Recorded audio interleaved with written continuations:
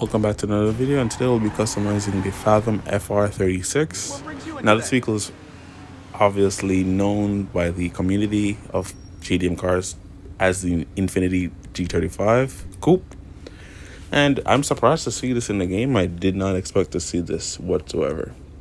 So starting off at the front bumpers here, we do see a extensive collection to choose from, so let's see which one I'm gonna actually end up picking.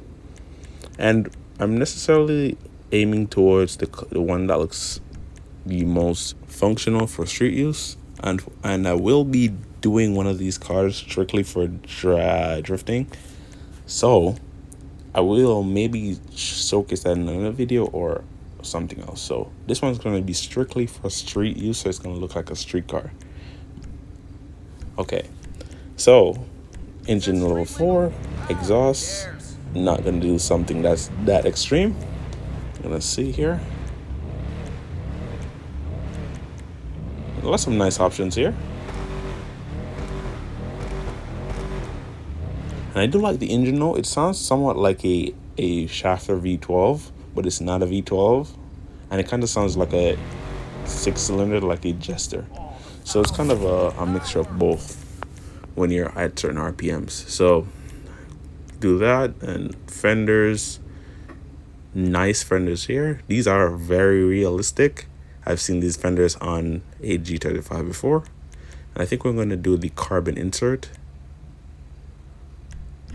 And I think I'm going to end up changing the color sometime, because the black wouldn't necessarily show what I'm going for.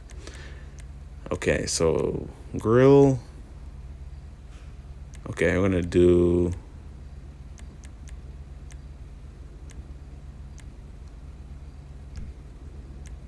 okay, let's do that.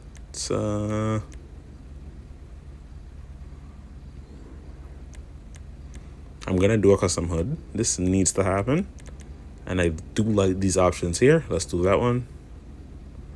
Yeah, this one's street hood. Headlights, not gonna touch that yet. Let's do livery. And my problem with a black paint, we're gonna change the color first. I can kind of see it, but I do want it to change for you guys, just in case if you can't see it. So let's do that.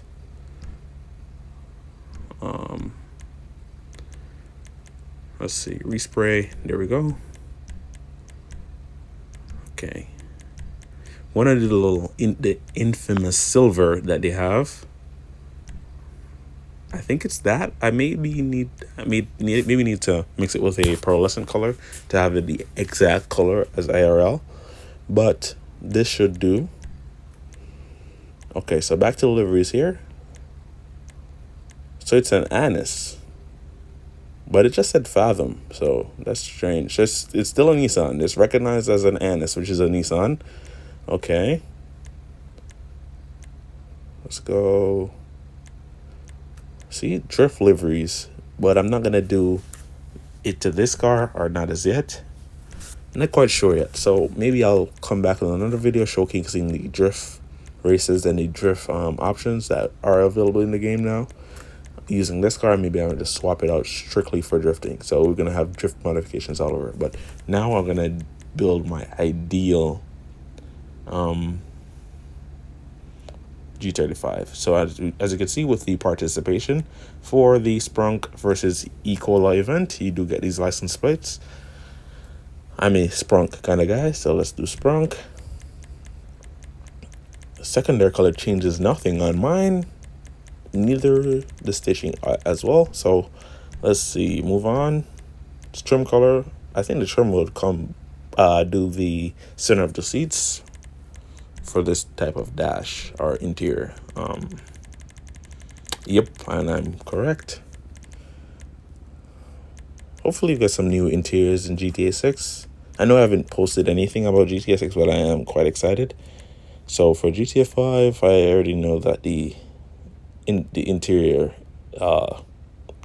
is gonna be changed on this one. So we're gonna do the cheaper red, which is this one. I see no difference between Torino red and regular red. Okay, so not bad so far. I think I want to do something with the rear end. Oh, you could do roll cages, which is nice. I'm not a big fan of the roll cages though. I'm a more half cage kind of guy, because I don't like the things that cover the door sill. Just looks strange to me.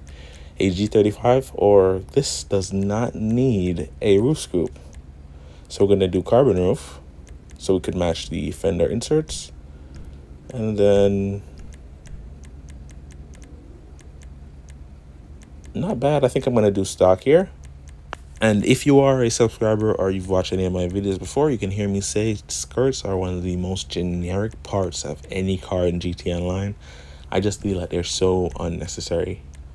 And that's just me, so we're going to stick with their stock skirts that flows so well on the body. And the Fathom spoiler. And this is actually a genuine Nissan part. Those do come on the G35s in real life. So we're going to do this one. I've seen this so many times, I must do it. I would do carbon, but I just think that was like too much. So we're just going to stick to the body color. No sunstrip here. We're going to do lowered suspension, maximum drop. Let's do it, maximum drop. Careful of potholes. Maximum transmission stat, turbo tuning, wheels. I'm going to skip ahead here. Tons of options. So, as I must say, tons of options fit on this car, especially if you unlocked the chrome wheels, which looks so nice with silver for some reason. So I think I'm gonna end up choosing one of these chrome wheels that they did unlock for free.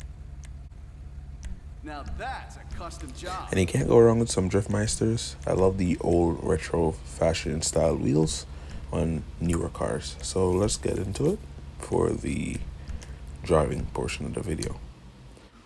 So moving into the drifting, right? Because the car drives phenomenally well, and it's pretty much like a Jester RR, which came out with the 200 update. It reminds me so much of that, especially with the sound that it produces. So now driving the car and the rain does help. As you can see, plenty of maneuverability with the car. Nothing seems forced. I'm just definitely trying to be conservative, because you can spin out and hit one of these cars in the parking lot. So we're gonna go to the back section of this parking lot here.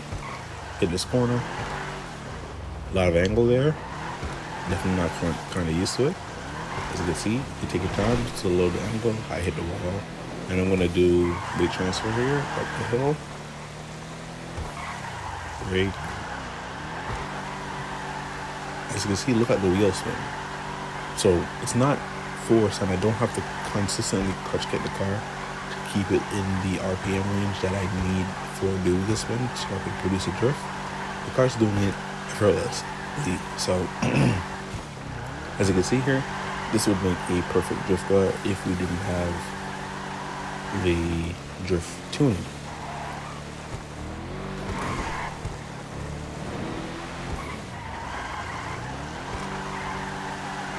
As you can see, not bad. I do like it. So, moving on, I'm gonna hit this nice corner here. So moving on. And moving on. So, as you can see, the best for entering a drift race. This is one of the many drift races that Rockstar put in the game. And this is the best way to show you guys what the car is capable of in action. But unfortunately, I'm not the good driver to do well with drifting. And seeing this much smoke honestly put me off my game a little bit, because I couldn't actually see the car for where the car was headed, how much angle the car had, and it just kind of threw me off at the beginning there. But with the car, it does perform pretty good. As you can see, we're going against the Remus, and then there's that 370Z. Not quite remembering what it's called in the game, but you're gonna see a lot of the Tuners DLC cars come back, and they're really gonna shine here. But this car is a nice addition to that list of vehicles that can be drifted. As you can see, my biggest issue is when you're drifting and you hit a little pole, you actually lose everything. So you could go from first place or second place to maybe fourth or fifth, and just by hitting a barricade or a pole or something else, some bit of debris that the game just registers as a crash. So it's definitely not my. It's definitely my. It's not none of our fault. It's not the car's fault. It's not my fault because this is my first attempt at the whole drift racing thing, just to get you guys some content. But nonetheless, I do recommend purchasing this car. It is quite steep, and Rockstar knows how to tax us for some cars that they know we're gonna buy, and it is what it is. You just gotta pay to play. As you can see, look at that corner. I'm trying not to hit the wall because I realize I'm gonna lose everything if I do, and then I go around this pole here. Hit 5 times multiplier and enter a drift again. Perfect drift, 40,000. Imagine if I hit that pole, I would have lost 40,000 and then I wouldn't have been in second. My second lap, I wouldn't show you guys that because the video would just be too long. My second lap was much worse. I guess I caught up to some people, and as I said, the smoke actually throws you off a little bit if you're not used to it. I don't know how people do it in Formula Drift, where the smoke in real life is much dense. In GTA, it's not as thick, but you could still see through it. And this is a non-contact race. I couldn't imagine some people really saying full send, let's do it with contact on, and then the smoke is just somehow thicker than this. So nonetheless, that's my take on it, the whole situation with the races and the car. The car is definitely good. I would definitely recommend purchasing it, even though the price tag is $1.6 million. And another pro tip for you guys, if you have played GTA before, you most likely have a car that belongs on the list for the driftable vehicles, like the drift tunable vehicles. You can go into the Los Santos LS car meet, or the LS car meet, my bad, and just look at the laptop right next to How in his garage bay, and it actually shows you a list of vehicles that you can put the drift tune on, instead of going out buying something like this if you don't have the money yet. But nonetheless, I still recommend purchasing this. This is a nice addition. I did not expect it, as I said before. And yeah, just a little pro insider for you guys. Thank you guys so much for watching.